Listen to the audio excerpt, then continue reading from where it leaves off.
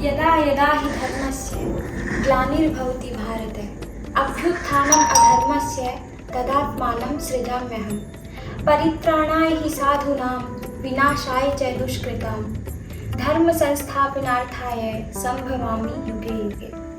अर्थात जब जब धर्म की हानि होती है और अधर्म जब पृथ्वी लोक पर बढ़ने लगा तो विष्णु जी जो है वो अपने अवतार के रूप में इस पृथ्वी लोक पे या फिर मृत्यु लोक पे अवतरित होने लगे। इन्हीं अवतारों में से हमारे दशम अवतार है प्रभु श्री रामचंद्र, जिन्होंने दशरथ जी के पुत्र के रूप में और चैत्र की नवरात्रि को जिन्होंने जन्म लिया, जिनके जन्म के बारे में कहा जाता है कि नवमी तिथि मधुमास पुनीता शुक्ल पक्ष अभिजीत हरिप्रीता मध्य दिवस अति शीत न घामा पावन काल लोक विश्रामा। अर्थात जिसका मतलब है कि नवमी तिथि मधुमास पुनीता, मधुमास बोलते हैं चैत्र मास को, चैत्र मास की नवमी तिथि जो कि बहुत ही पुनीत तिथि होती है या फिर पावन तिथि होती है, पुण्य तिथि होती है, उस दिन हमारे श्री रामचंद्र भगवान जो है वो दशरथ नंदन के रूप में पधारे थे। फिर अगली लाइन में बोलते हैं कि जब वो पधारे थे तो हरिप्रीता अभिजीत हरिप्रीता मतलब हरि का प्रिय जो भी मुहूर्त है या फिर नक्षत्र है, नक्षत्र अलग अलग प्रकार के होते हैं, उनमें से जो हरि का प्रिय मुहूर्त है वो होता है अभिजीत नक्षत्र जिसमें उन्होंने जन्म लिया था। और मध्य दिवस टाइमिंग क्या थी उसमें, मध्य दिवस मतलब कि दिन के 12 बज रहे थे और अति शीत न घामा, न तो अधिक सर्दी थी और घामा का मतलब होता है गर्मी, न अधिक गर्मी थी। तो उस समय जब पावन काल लोक विश्रामा कि ऐसा पावन काल था जब लोग, अधिकतर लोग ऐसे होते हैं कि दिन में 12 बजे उनका शयन काल होता है, उस समय हमारे सियावर प्रभु श्री राम जो है वो नवमी तिथि को अवतरित हुए थे इस पृथ्वी लोक पे। भय प्रगट कृपाला दीन दयाला पोषण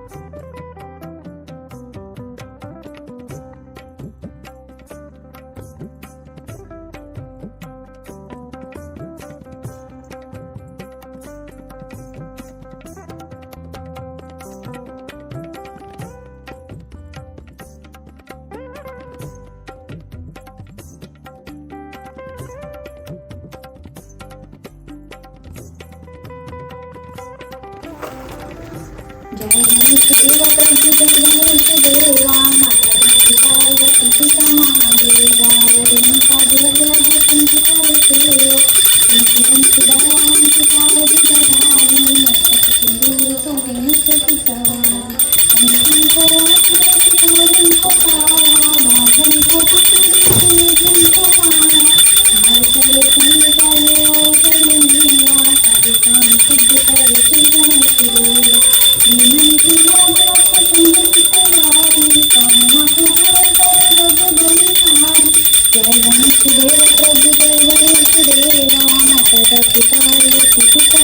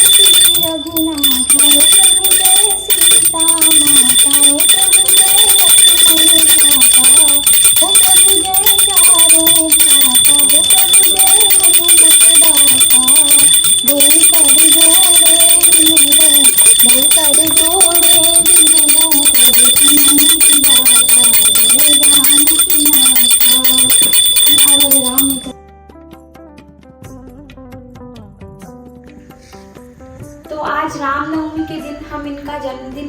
मना रहे हैं, इसीलिए रामनवमी के दिन जो है प्रभु श्री राम की पूजा करी जाती है, जिसके अंदर हमने क्या किया है कि जिसकी पूजन विधि कुछ इस प्रकार है कि पहले हमने ना इनकी स्थापना करी, गणेश जी की स्थापना करी और पूरे राम दरबार की स्थापना करी। फिर उसके बाद कलश की स्थापना करने के लिए पहले इसके नीचे अक्षत रखे हैं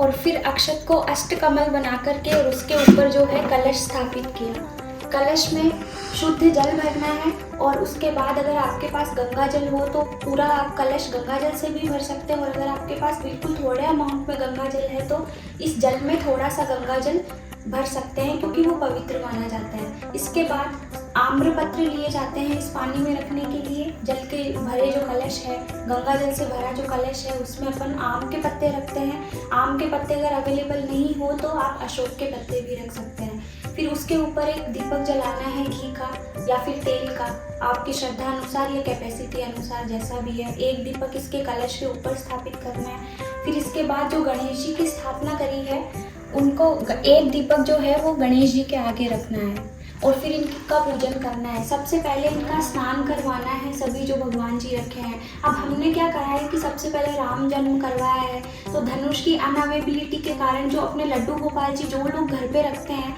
उन्हीं का जन्म आप रामलला के रूप में करवा सकते हैं, क्योंकि जो अपने बाल गोपाल है वो अष्टम अवतार हैं विष्णु जी के, और जो राम जी हैं वो दशम अवतार हैं। तो दोनों एक ही हैं, हरि के ही रूप हैं, इसलिए राम जन्म जब भी करवाएं तो इनके हाथ में आप धनुष पकड़ा सकते हैं। तो इसके लिए मैं क्षमा प्रार्थी हूँ कि अनअवेबिलिटी के कारण धनुष नहीं हो पाया इनके हाथ में, पर फिर भी हमने पूरी तरह से एफर्ट्स किए क्योंकि राम जन्म करवाना था इसलिए। तो पूजा से पहले दिन के 12 बजे, जैसे कि मैंने बताया अभी कि उसमें 12 बजे का टाइम निश्चित है, तो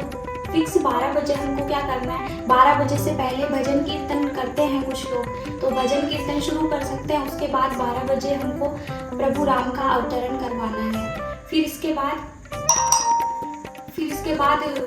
पूजा आरंभ करते हैं, जिस पे गणपति जी को, जैसा कि हम देख पा रहे हैं कि पहले दूर्वा अर्पण करी है और पुष्प अर्पण करना है गणपति जी को, और वस्त्र के रूप में जनेऊ धारण करवानी है। इसी प्रकार से जो प्रभु श्री राम है उनको भी जनेऊ धारण करवानी है हमको, और उसके बाद इनको स्नान वगैरह करवा के, पहले स्नान करवाया फिर वस्त्र धारण करवाए जनेऊ के, फिर तिलक लगाते हैं चंदन का और रोली का, ये चंदन और रोली दोनों का तिलक लगाते हैं, और उसके बाद प्रभु श्री राम की पूजा अर्चना करते हैं जिस प्रकार से अभी हमने करी है।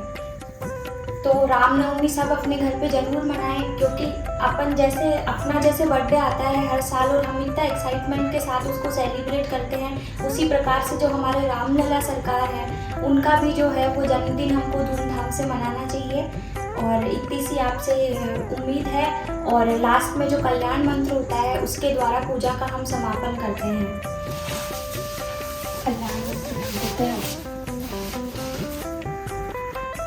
सर्वे भवन्तु सुखिनः, सर्वे सन्तु निरामया,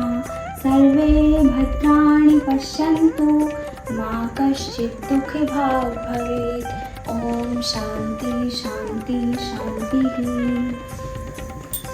पूजा करते समय हम घंटी अवश्य बजाते हैं। घंटी बजाने का एक तात्पर्य ये होता है कि जो घंटी से जो ध्वनि निकलती है वो कुछ इस प्रकार की होती है कि जब सृष्टि के रचयिता जो हमारे ब्रह्मा जी थे, उन्होंने जब सृष्टि की रचना करी थी तो एक भयंकर नाद उत्पन्न हुआ था, तो वो जो स्वर होता है वो हम इंडिकेट करते हैं घंटी से। तो घंटी से जो भी ध्वनि निकलती है ना वो वातावरण को शुद्ध करती है और सेम वैसी वाली ध्वनि आती है, इसलिए पूजा करते समय एक हाथ में घंटी लेकर के और वो अवश्य बजानी चाहिए। जय श्री राम।